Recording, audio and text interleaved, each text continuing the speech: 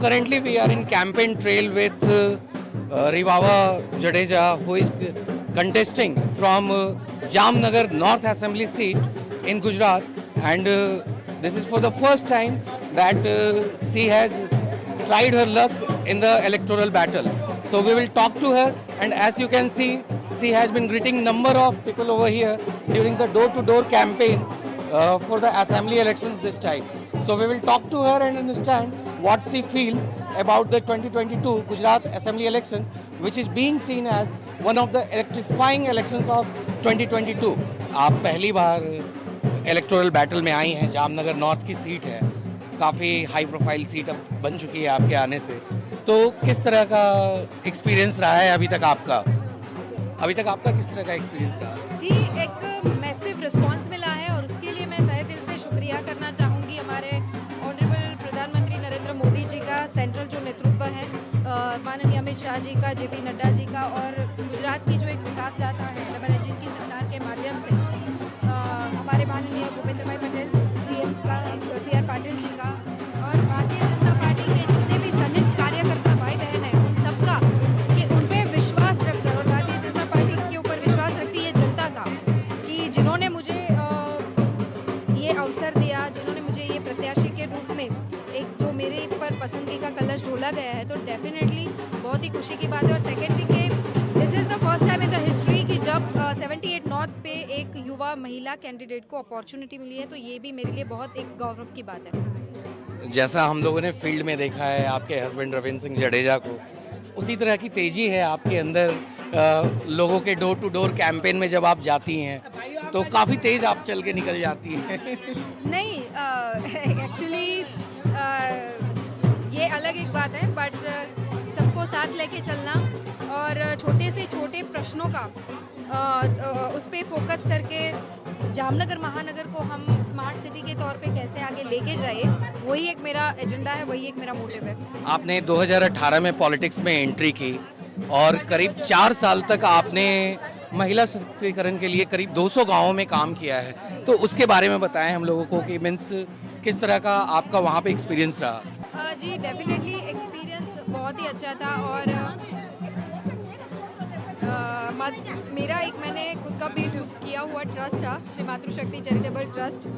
और उसे केंद्र स्थान में रखे और भारतीय जनता पार्टी के कार्यकर्ता के तौर पे स्त्री सशक्तिकरण अंतर्गत जितने भी, बिकॉज हमारे माननीय प्रधानमंत्री नरेंद्र मोदी जी हैं, वो भी कहीं ना कहीं नारी शक्ति को प्रमोट कर रहे हैं, आगे बढ़ने का अवसर दे रहे हैं, तो वही एक मेरे दिमाग में था कि अगर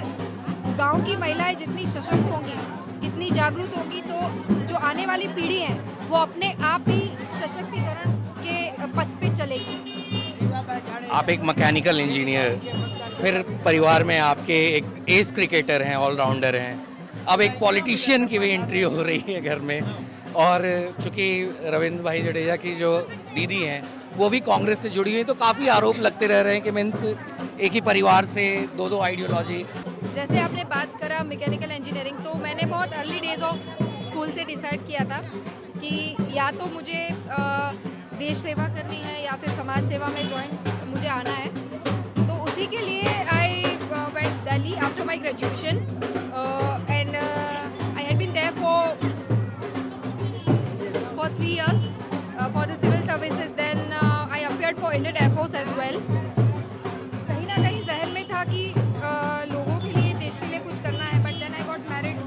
to mister Jadeja.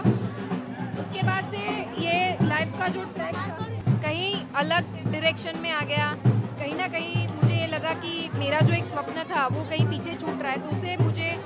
Carry forward करना था। तो मेरे हस्बैंड काफ़ी सपोर्टिव है, उन्होंने मुझे बहुत अच्छे से पुश किया, समझाया। Then we met our honourable prime minister Narendra Modi ji in 2018। At that point of time I realise उनकी जो कुछ बातें थी, हमारे साथ इंटरेक्शन था, उनकी प्रेरणा, उनके माध्यम और उनके गाइडेंस के आधार पर आई जॉइन बीजेपी इन 2019। उसके बाद से लेके ये यात्रा अविरत है, and I visited and I did my level best for women empowerment. और आप मेरे घर में एक लिबर्टी है, एक फ्री